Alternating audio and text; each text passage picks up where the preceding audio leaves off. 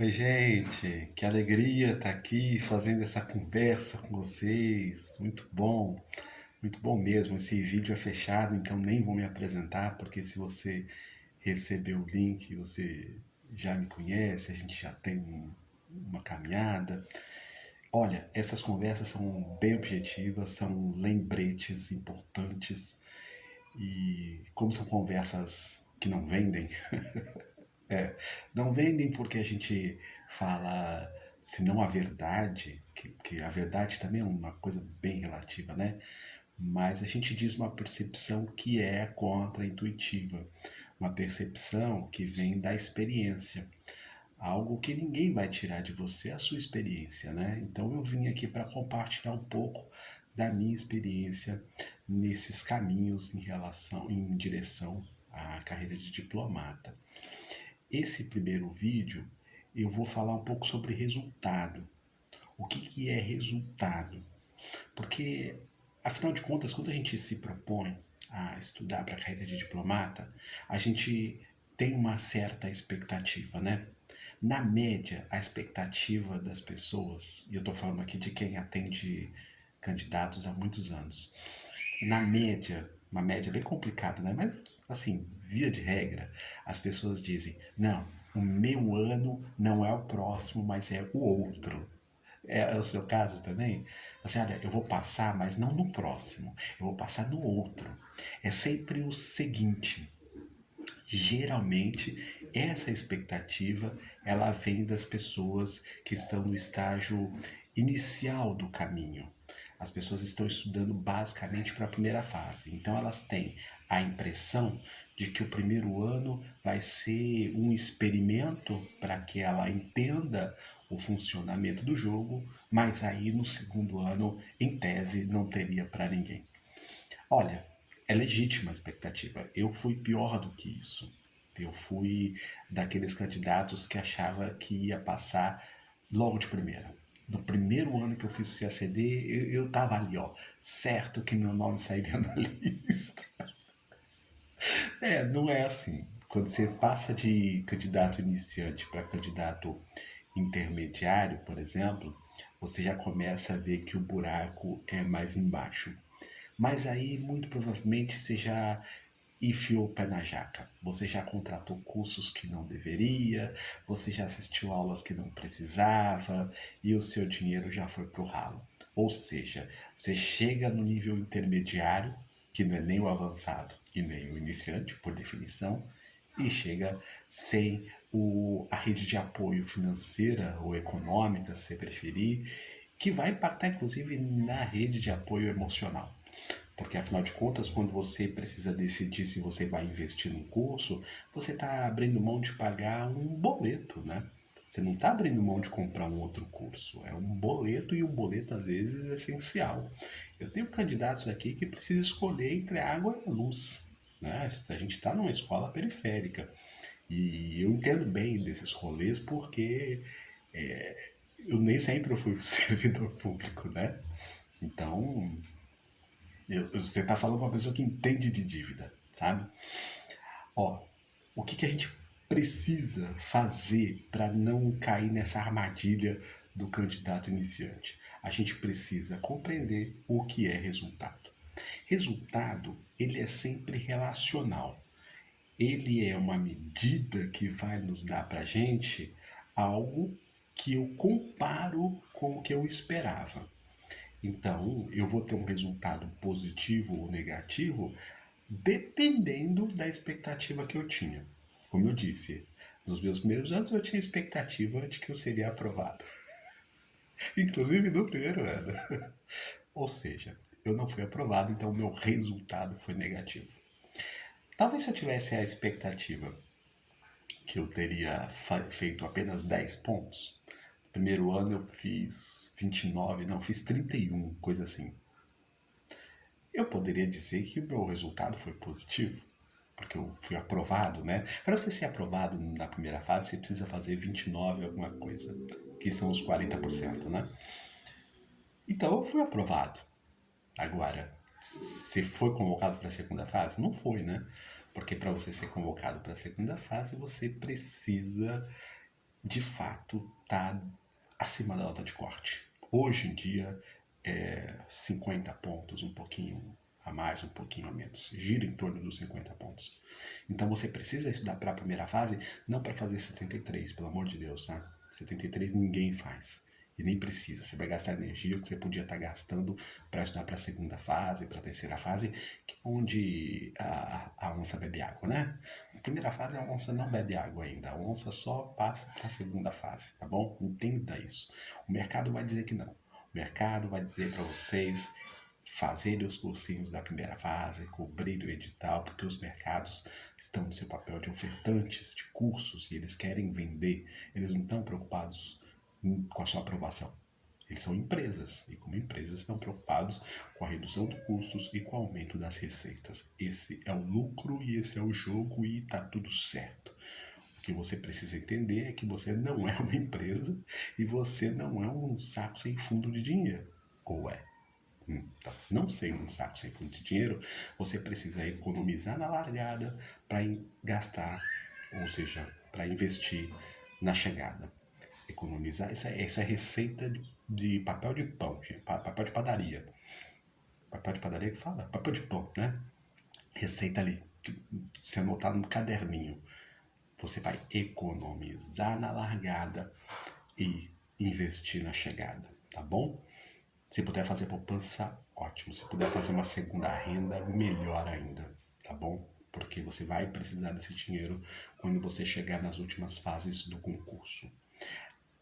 Esse vídeo é para falar de resultado porque ele é o primeiro das 7 conversas que a gente vai ter nessas histórias que não vendem, para vocês entenderem um pouco por que eu atuo na área da diplomacia periférica. Então, a gente já compreendeu que é razoável calibrar nossas expectativas. Eu fico numa posição muito difícil de dizer qual é a expectativa que você deve ter, porque eu não conheço a sua trajetória, mas ela precisa ser uma expectativa baixa. Ela precisa ser uma expectativa baixa independentemente do nível que você esteja, seja intermediário, seja iniciante ou mesmo avançado. A expectativa precisa ser baixa. Por que a expectativa precisa ser baixa? Porque a rede de apoio emocional, a gente tem duas grandes redes de apoio, eu vou falar sobre isso, acho que na quarta conversa. A rede de apoio emocional, ela também gera uma expectativa a partir da expectativa que você multiplica. Quer ver um exemplo? Sai falando para as pessoas que você vai estudar para o concurso. Pronto, as pessoas já vão gerar uma expectativa que ano que vem, ou no outro ano, daqui 3, 4 anos, você será diplomata. E não é certo que isso vai acontecer. Por melhor candidato, por mais esforçado, pelo nível mais alto que você pode estar, não é certo que você vai ser diplomata. Compreende? Então, a minha sugestão é que você deixe a expectativa o mais baixa possível para que isso possa, ao reverberar nas outras pessoas, também não ser muito altas. Se puder, não comente com ninguém ou comente apenas com o seu núcleo mais próximo, tá bom? Eu aqui me lembrando da minha primeira vez para o concurso e do porquê que eu acreditava que meu nome sairia na lista, eu acho que isso tem relação com o meu histórico, né? Eu tenho um histórico de bom desempenho em concurso público. Eu tenho performances realmente excepcionais, resultados muito bons, inclusive de primeiro colocado, né? Eu me lembro que quando eu fui primeiro colocado de concurso, e não era um concurso simples, sabe? Era um concurso com 44 mil candidatos. 44 mil candidatos. Um concurso em Brasília ainda. Imagina o nível dos concursos em Brasília. Sempre são muito altos. Brasília, São Paulo, Rio de Janeiro, Fortaleza. Então eu estava numa praça de concursos bastante exigente. Por que eu fui primeiro colocado? Eu fui primeiro colocado por uma série de fatores que eu também, à época, não teria a mínima condição de explicar. Eu consigo ver hoje em retrospectiva, até porque quando eu estava fazendo a prova, ou dias antes da prova, não teria consciência nem que eu passaria, né? Aliás, ainda que tivesse bem preparado, o fato é que eu não tinha clareza de que eu passaria. Agora, olhando em retrospectiva, repara, eu tinha rede de apoio emocional e econômica. Isso foi decisivo para que eu pudesse performar. Então, para você criar essas condições, eu acho que vale a pena você investir nessas reflexões mais zen, nessas conversas sobre relacionamento. Vai mudar a sua vida por meio das relações, né? E à medida que você melhora suas relações, você melhora a sua performance. Eu me lembro que quando eu fui primeiro colocado, eu estudei em tempo integral. Em tempo integral e por um ano mais ou menos, né? Isso me permitiu estudar com qualidade e eu tinha dinheiro, tinha recurso para fazer isso. Então eu acordava por volta de 7 horas da manhã, começava a estudar às 8, porque às 8 era a hora que a biblioteca da cidade abriria. Eu estudava na biblioteca municipal e estudava até às 17, que era a hora que a biblioteca fechava.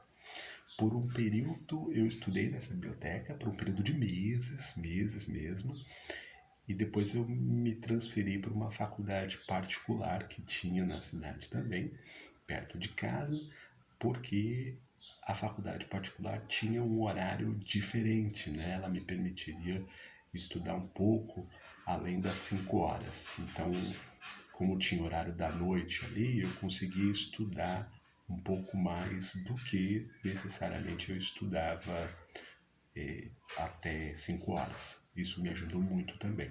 Então, eu criei as condições da rede de apoio emocional e econômica para performar. E aí eu não estou falando de performar no dia da prova necessariamente, estou falando da performance no dia de construir os cadernos.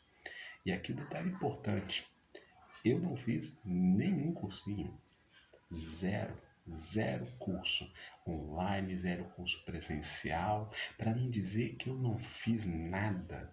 Eu fui numa palestra de um professor de informática que eu gostava muito, porque ele tinha algumas coisas no YouTube e eu era ruim de informática. Aí eu fui na palestra, era uma palestra beneficente e eu fui, só. Então, aqueles que dizem que você precisa fazer curso para passar no concurso, está dizendo meia verdade. O curso, ele é uma ferramenta, ele é um meio. Se você puder aportar recursos para fazer bons cursos, porque cursos ruins é melhor não fazer, você está perdendo tempo, tá bom? Cursos que vão te agregar para o seu objetivo. Então, realmente aceite recomendações dos melhores professores, façam os melhores cursos para que vocês de fato aproveitem o recurso investido, tá bom? Bem, sobre a primeira colocação, eu acho que o meu recado era esse, você ter essa rede de apoio, e eu vou conversar sobre ela, essa rede de apoio material e econômica e, sobretudo, a necessidade, ou melhor, a não necessidade de você fazer algum tipo de cursinho. Você precisa acessar o conteúdo e criar os seus cadernos. Então você vai precisar sim de uma rotina, tá bom? Bem, ponto 1 de hoje é isso. Não faça cursinho. Não gaste dinheiro na largada. Invista na chegada. Você só vai investir na terceira fase do CACD. Um grande abraço.